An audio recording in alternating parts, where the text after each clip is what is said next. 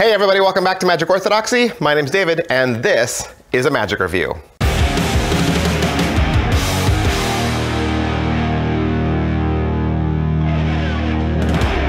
Hey, today we're gonna look at Suspenz from Bedard and Vortex Magic. All right, Suspenz, what is this? This is a device, it's a gimmick that allows you to suspend, to levitate, a deck of cards or any series of lightweight objects, like you could do like a row of dollar bills or a row of business cards probably. And as you fan them from hand to hand, you can actually widen the distance between your hands, and the objects will then levitate or be suspended in the middle, and there is no visible means of support. Pretty cool. Let's get into this review. All right, so a couple questions we always ask about all of our magic reviews. The first of which is, what's in the box? What's in the box? You get a nice hard-shelled magnetized lid box. Inside that, you're getting the special machined gimmick. These are handmade machine gimmicks. And you're getting the download code. Download code gives you access to the instructions, which are roughly 28 minutes long. Is it what I thought? Sort of. I had a dollar bill trick a long time ago when I was a kid.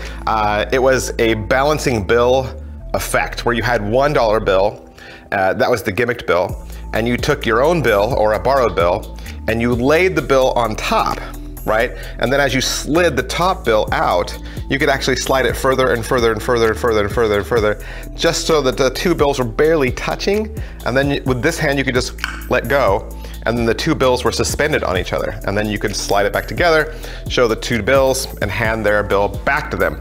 This works on the same principle, but it's just a little bit more sturdy so that it can hold heavier objects. All right, so how are the angles on this?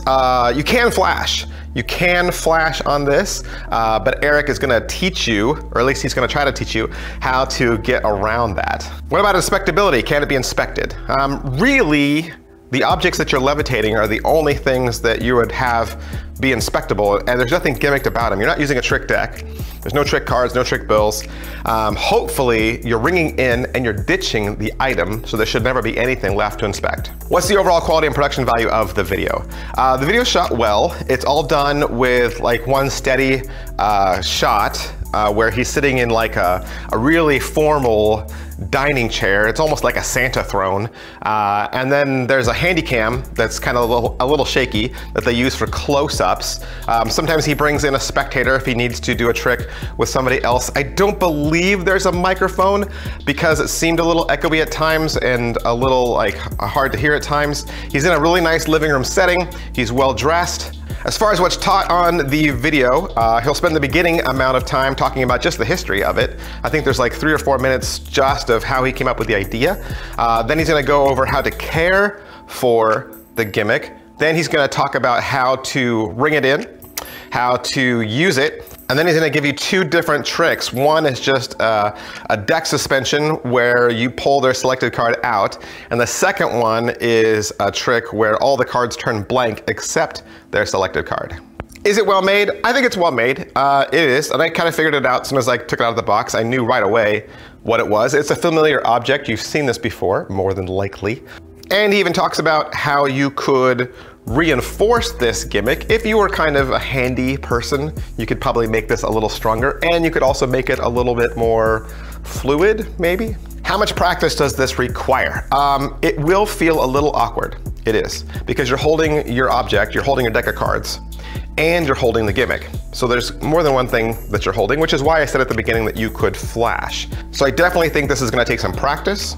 It's definitely gonna take some time in the mirror until where you have a system where you know this is gonna feel natural for you and that you're not gonna flash.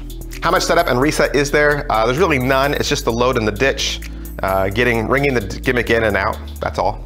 All right, so positives. What are the positives to Suspenz? Suspenz is a creative way to float a section of cards right in front of your spectators, and best of all, there's no threads, wires, trick decks, or magnets.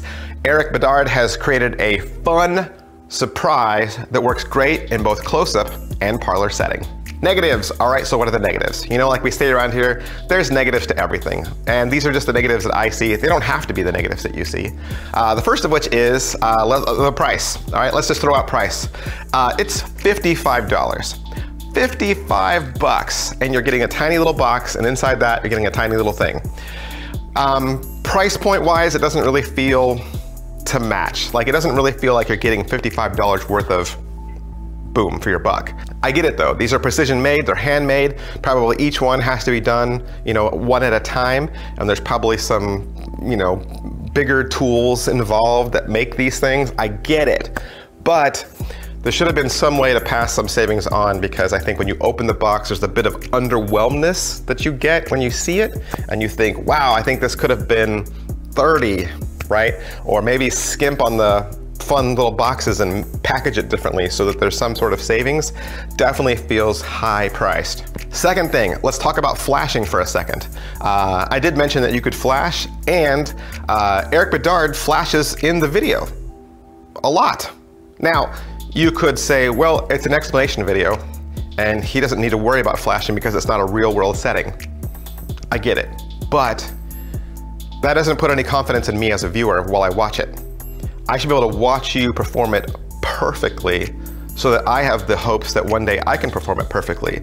But when I watch you go through it quickly and you flash several times, then I think to myself, wow, if he can't do it and he created it, what chance do I have? So there was a lot of flashing in the video, and it didn't boost my confidence level that I would be able to get around to either.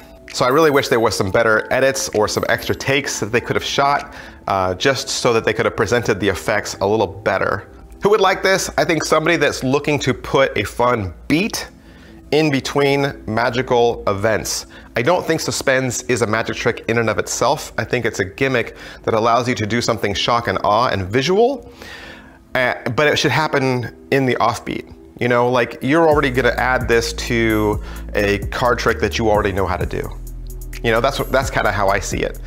Maybe instead of using a table for one of your fans, you're gonna use Suspenz. But you already have a trick in mind, like, oh, I could just do this. Now I don't need a table, I can use Suspenz, and then when I fan the cards, there's my revelation. So your spectators are seeing almost two tricks in one. Suspenz is kind of like the pepper that you're putting on top of the meal, right? Does that make sense? Because I think if Suspenz is the only part of the magic, if that's all there is, the spectators are definitely gonna think that there's something underneath your deck supporting it, right? And they're gonna say, show me your hands, let me see what you're holding, yada yada.